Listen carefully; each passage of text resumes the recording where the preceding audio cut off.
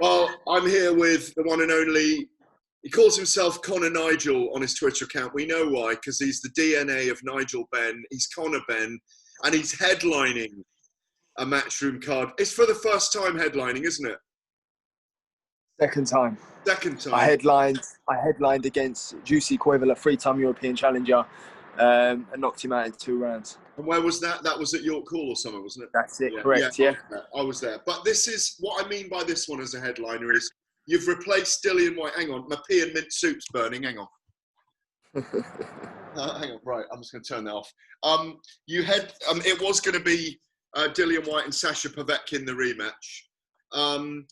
But you and I have been in touch the last couple of days, and it's a different process, Conor, isn't it, headlining? Obviously, it's against Sebastian Formella, but it's a big card. It's giving big projection. So the demands on you are slightly different, aren't they? It don't really bother me, Gareth. You know, when I get in there, I go in there to do a job, and that's going in there. And whether I'm on the undercard or main event, I go in there with the same mentality of trying to get them out of there. But, I mean, during the week this week, there's more demands on your time to do things than usual, I think. Is that fair to say? I don't know. There's always quite a lot of hype around when I fight. So there's always been, loads of media requirements. So, no, not really. It's always been like this for me, regarding being under the spotlight, the press, having interview requirements and media requirements, and it's nothing new to me, but it's okay though. I enjoy it. It's part and parcel. Does it help the days go quicker up to the fight this week as well? Because you're stuck in the bubble. What is it, 4 or 5 days? Nothing helps the days go quicker. I mean, I just want to fight. I wish I fought at the beginning of the week. Do you know what I mean? It's probably the most frustrating week of a whole 12-week camp. What's Eddie said to you about this? Has he said to this is a massive opportunity, chance for you to make a big statement? There will be a big audience. Of course there is, but I'm not going to put that pressure on myself. I'm not. Listen, I'm going to go in there and do what I do. I'm not no pressure. Nobody. When I get in there, I'll fight. And I'll show everything I've been working on. There's no pressure on me to enter. I do anyway. I've done it 16 times now. So is it a big opportunity, big platform? Of course it is, but I'll rise to it. Tony Sims in your corner, presumably, but Nigel, your father, Nigel Benn, not here at the moment. No, he's in Australia. He's over there with the other family. Well, with my family. And presumably there's advice from him, and what advice has he given if he has? He's already looking past Formella.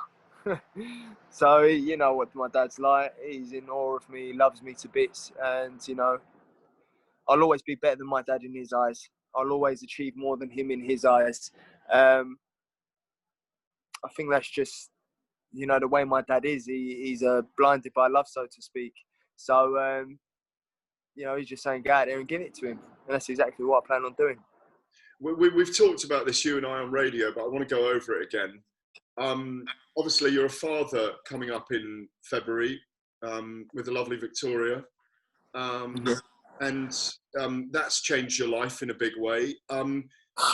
There's a maturity in the way you're going to go about. We know you're a destroyer, but there's a maturity in your mind, in your fighting IQ now about the way you're going to go about tackling, demolishing, dismantling opponents. Yeah, there is, but I'll go in there and have a little feel about, see what's what, and, I'll match whatever he wants to do. I know you're laughing because you're probably thinking, stop lying to yourself. But that's what I plan on doing anyway. But presumably as well, you don't get paid for overtime in this, so if you can get the job done and make a statement, then that's great as well, isn't it? Against a guy who last time out went 12 rounds with one of the elite welterweights of this era in Sean Porter. I ain't no Sean Porter. I'm Conor Benn, and when I get in there, I believe I'm the heavier-handed guy out of the two of us. Sean Porter's a world-class, world-skilled fighter. I just believe I'm that more heavy-handed. What did you You've watched that fight, presumably, yeah? No, Okay, but I from don't. I don't watch my yeah, opponents. I let my trainer do that, and we work on what my trainer tells me I need to work on for this fight. I don't need to watch my opponent because I ain't concerned about what he does. I ain't concerned about what power he possesses, how quick his hands are, how quick his feet are. I train hard so that I can match whatever presents itself on the night. mm, mm. Did you watch Kell Brook? Obviously, you sparred with Kell ahead of his move to Vegas. Did you watch Kell and Terence Crawford on Saturday night? No, I did. I didn't. Wasn't able to watch it, But but obviously, it was great round sparring. It was great round sparring with Kel. What a great fighter he has been, and it was valuable rounds. so you get the job done on Saturday night. You're 17-0. Where's the movement and progression from there on towards these guys we're talking about at the moment? You know, the likes of Porter and Errol Spence and Terence Crawford and It all Garcia. depends. It all depends on how this fight goes. Everything banks on this fight, and then we see where I'm at. Because although there's so many unanswered questions. There's no ceiling to my career. It's all a bit of a again, what level am I at? You know, because I'm still really young and still got a lot to prove and still got a lot to learn. So where am I at? Do you know what I mean? So, and that's where we're sitting at the minute. So it's just a matter of how I get on Saturday. Depends on where I'm at with the likes of Porter, Brook, Khan, Kelly, Granados, Vargas, you know, and then you got the likes of the top elite. So Saturday we'll know. We've touched on this before privately, but not publicly. But that 8 months that everyone has been, had an enforced period of lockdown, it's helped your maturity, hasn't it? Of course it has. Gave me time to sit back and reflect, mentally, physically, emotionally. I'm just not a hot-headed guy anymore. I'm quite calm and just take things in my stride. I've really changed in that aspect. I'm no longer I just can't be bothered with anything, to be honest, in terms of guys, opponents, like whoever's made to be put in front of me on fight night. He's the one who's going to get it. Everybody else ain't interested. I ain't got to fight everybody. Do you know what I mean? I'd be 50 and 0 if I fought everybody that was calling me out, or it's I've just calmed down a lot, to be honest, man. I'm just really calm, content. Miss my family, obviously. But it's all a big process as to where I'm going, what I'm doing, the direction I'm heading in, the route I'm choosing to take, the team I've got behind me. It's all in process. Is there, in the cold light of day, pressure on you because of your dad's name and because of what he achieved in boxing? Nah, don't bother me now. Like, I've gone past that. That boat's sailed. Do you know what I mean? I've gone way past that. There's no pressure on me because of my last name. Sorry, mate. Can you smoke that over there? So, Chip, thank you, mate. Yeah, there's no pressure on me. Thank you. There's no pressure on me. I'm an entertaining fighter, and I'll always entertain. It's just the way I fight. Even when I look cool, calm, and calculated, I still look exciting. Even when I finish my opponents off, although it's calculated, I just don't finish them off textbook style. So therefore, it is, reckless, and as Adam Smith would say, so reckless, but he done the damage. No, it wasn't reckless. I knew what I was doing. I knew what I was throwing. I know what I knocked him out with. I knew what would land. And I just don't do it textbook style. I do it street fighting style. But when Nigel Benn says you'll achieve more than he did, does that motivate you rather than put pressure on you then? Is that what you're saying? Because he achieved a hell of a lot, Conor. I've achieved more than I thought I could have already. I really have achieved more than I thought I could have as well. In my boxing, in my career, in who I'm becoming as a man. I've achieved more than I thought. I like the man I'm becoming. I've had to go through some stuff to get to where I am now, but I've come through it, and you know, there's no pressure, man. There's no, like, my dad would say, yeah, I'll achieve more than him. You know, and I think I already have in my dad's head, in my approach to life, the way I handle certain things life throws at me, the way I live my life, being married and having a baby on the way, having, you know, just bought a house, doing extensions, doing a whole renovation at 24. I think to my dad, I've achieved more than him. As you know, he burnt the candle at both ends, and you know, if my dad could go back and change it all, I'm sure he would. So that's why my dad doesn't give me no boxing tips. He gives me tips on how to be a good man.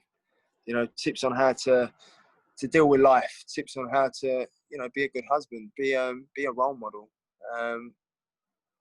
You know, and that's where it really counts for me. Because when all this boxing game's said and done, who am I? What sort of man am I?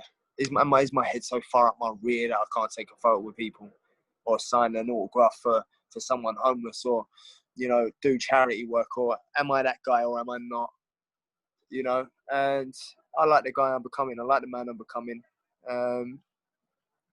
You know, there is a lot of pressure there, but it's all good, man. Pressure makes diamonds.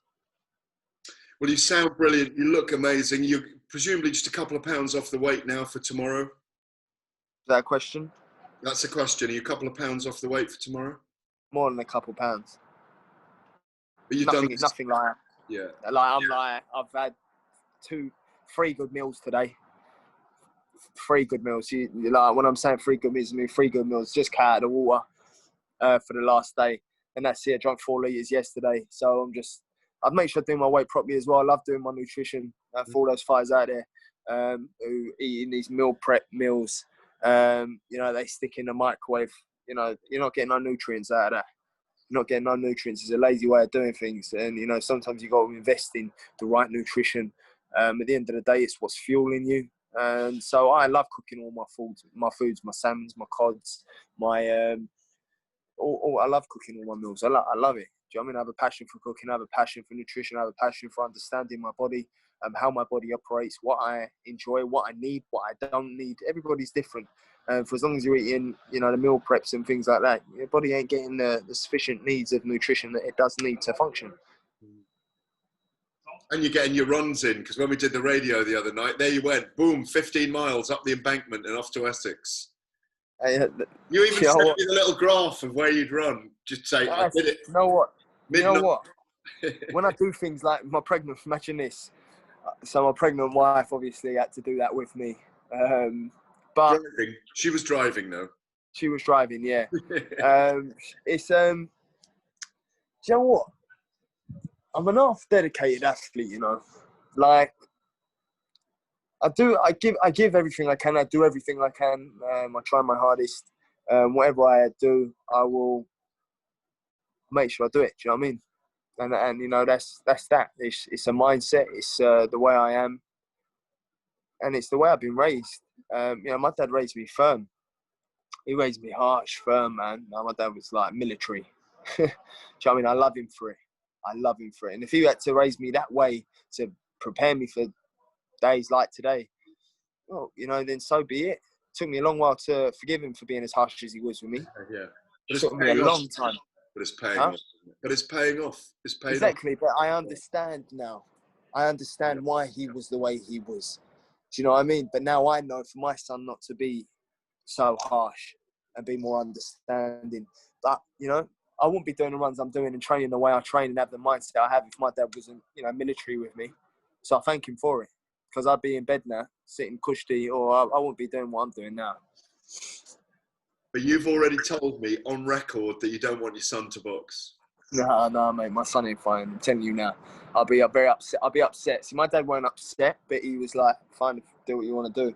But I'll actually be upset. I'll be like, son, no, I've worked so hard for you to not fight. And I know I could sit down and think, yeah, my dad's, you know, give me a blessed life. I could be in Australia in his mansion with his theatre room and just live normal, you know, not strive for nothing, just work a normal job. There's enough room for me, my wife and my baby to live at that house. Do you know what I mean? We've got our own ensuite. They've got my bedroom ready. So I don't understand why I'm so... When you look at it, really, I'm so backwards. I'm so backwards. It's all right, I don't mind being backwards. Half a nut job me, you know, because I think to myself, why do I do this? Get up in the morning, do the sledge, do the triangle, you know, to the point where it's like I'm off, you know, being sick, and then do 12-round sparring with 2 different middleweights on the next day, and then having to do a 10-kilometre run, and then doing like 15-kilometre runs through London at like 2 in the morning. Nut job me, you know. You're a nut job. You're a nut job who we love. Take your passion into the ring on Saturday night. We cannot wait to see you. Conor, I appreciate you taking time out to speak to me. Go do it, brother. Pleasure. Thank you, Cheers, Gareth. mate. Appreciate it. Pleasure's mine. Take care. Cheers. God Thank you, mate. Cheers.